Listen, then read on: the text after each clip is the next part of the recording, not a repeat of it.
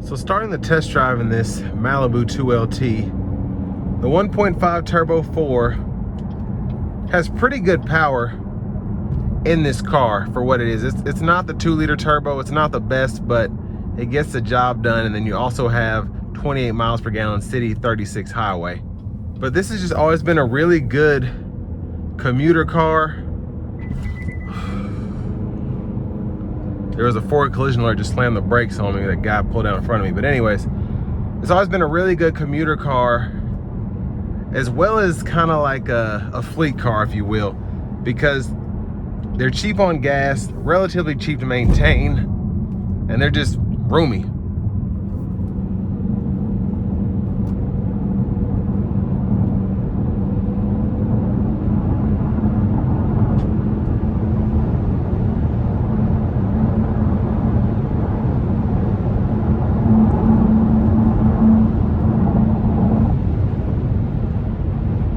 So we have the adaptive cruise on here.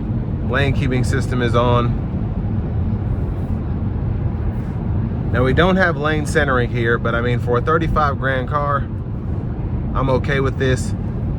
Even with these bigger 19-inch wheels, the ride is stellar.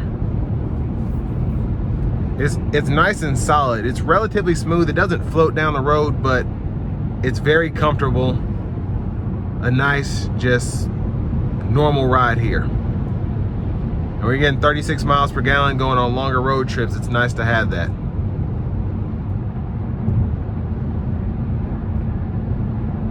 But sound acoustics in here are very nice.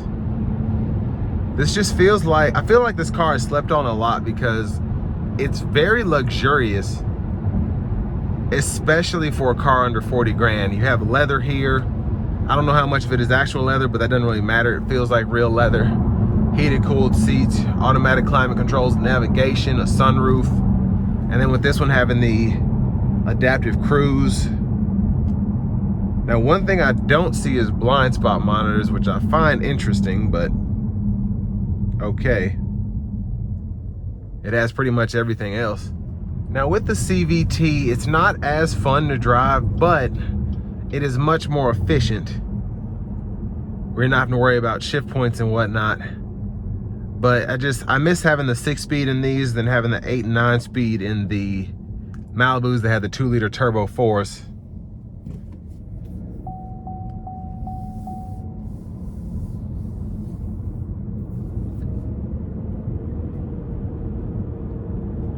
But when it comes to maintaining these vehicles, as long as you go by the manufacturer's suggested maintenance schedule, you should be good with the engine and the transmission. And I always say in my Chevy of Murfreesboro reviews that they do offer a lifetime powertrain warranty, just because that kind of helps if you are worried that something like that might happen. Now it follows you when you purchase a vehicle new or used in certain instances. So I mean, if you plan on keeping this car 300,000 miles and let's say the turbo goes out or the engine goes out or something like that, you have that coverage available to you. But I mean, there's a reason they offer that. It doesn't happen very often. So I'm not seeing a lot of Malibus that have engines that have blown in them, transmissions that have gone out in them. Of course, if they have, they probably haven't been maintained correctly. But I mean, I just really like these cars because, as I said earlier, they're nice inside and out, comfortable to ride in, drive, and just extremely practical from the fuel economy you get to just the ease of driving, the comfort. And it does feel like a premium luxury car when you get them in the LT with leathers, the 2 LTs, the older ones, the Premiers. And that's why they've always had a special place in my heart, at least, because I just always felt like these could be more expensive. They just feel like a Lexus to me, and that's just my opinion. Now there are some things that you're missing there, but in terms of just having leather interior, heated cooled seats, navigation, all the comfort as well as the technology, but you can get that for under 40 grand in a car that I think looks just as good. But with all that being said, this will bring me to the end of my review of this 2024 Chevy Malibu in the 2LT trim level.